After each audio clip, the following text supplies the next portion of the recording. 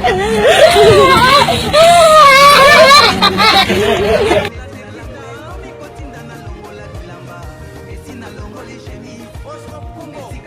na bandoki na bino kuna ba bobotama bandoki boyo kotonda mana l'église. L'église 27. Boyo kotonda na 27 na bino awa. Tala ndenge bozali. Tala bilongi na bino lokole sukulu. Nyama moko alelaka na mbandaka fufuru bino.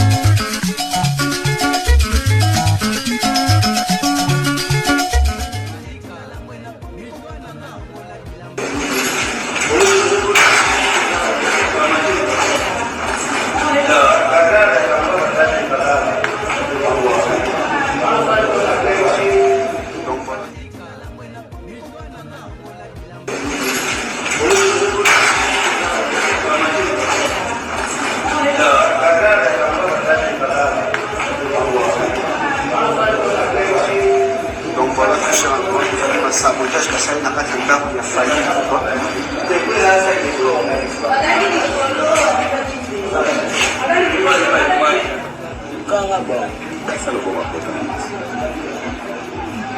alors za victime basi bakotaki na ndako ya faillite bakutubaki na kati ya batubi na mbeli bakoti côté la vis na longi, donc voilà, donc chers internautes, nous sommes là, je m'en appelle je vais poser ma question. Fallait quoi politicien, l'artiste qui fait la fierté également à mon ambition. Pourquoi tu as un niveau qui a pour eux?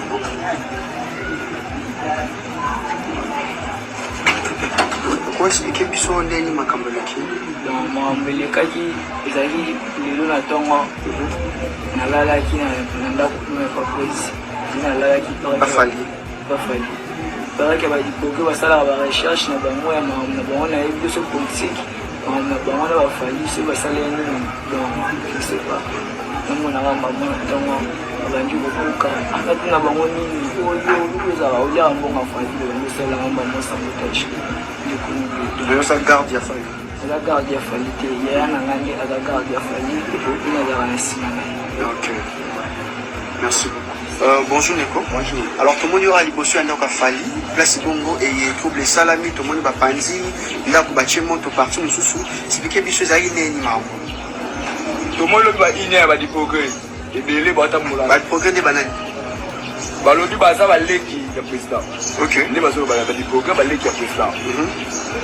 Lobi batamoli pour ça iner bango nyonso tu ba machette ba milangi essence ba moto butu ba benga bisote ba dipoke ba telemi a na nini on a ba test 3 heures so te bitelo ba ça to ya boy ba koti tina kati ba chombo kubebisa kobotola watu mina baka après watu mi tous les cas après ba moto za na kati ba zui yango mwana kiata biso te bikiata c'est pour una criminel ya tata mwana munduki yata mwana munduki ba comme ça dipogé asala mabe ba koteli lobby capitaine. Macron n'est pas le bienvenu à RDC. Cela devrait être clair.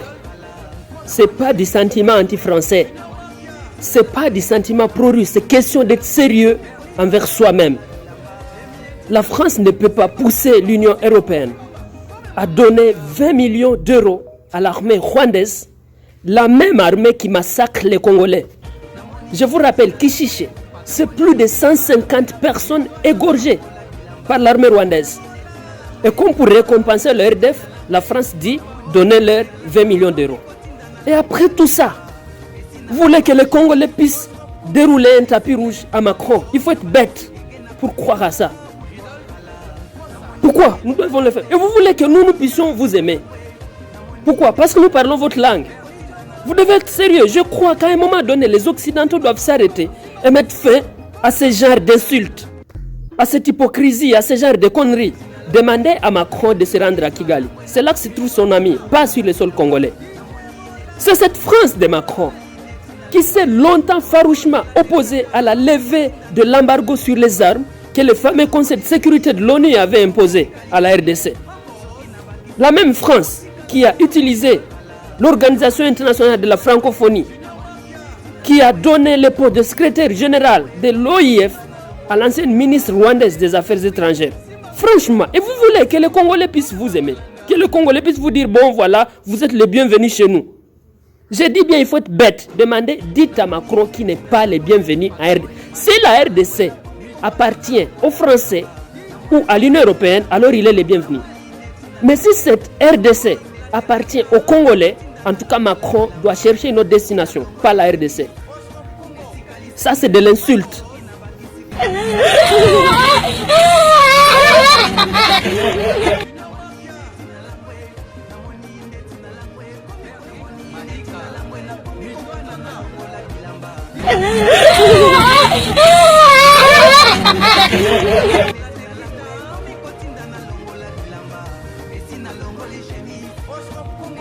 Boutina bandoki na bino kuna ba bobotama bandoki boye kotonda mana l'église.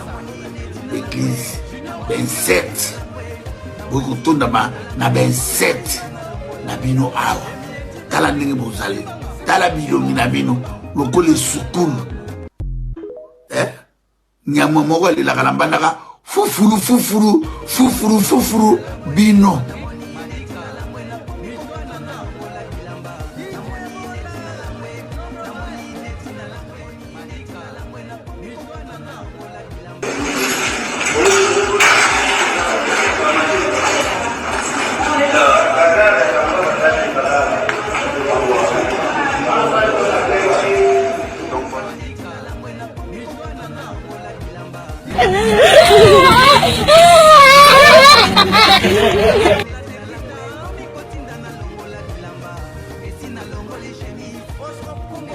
Boutina bandoki na bino kuna ba bobotama bandoki boye kotonda mana l'église.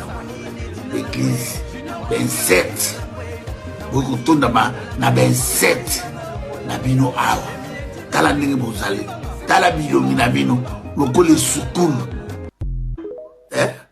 Nyama moko le la kalambandaka fufuru bino.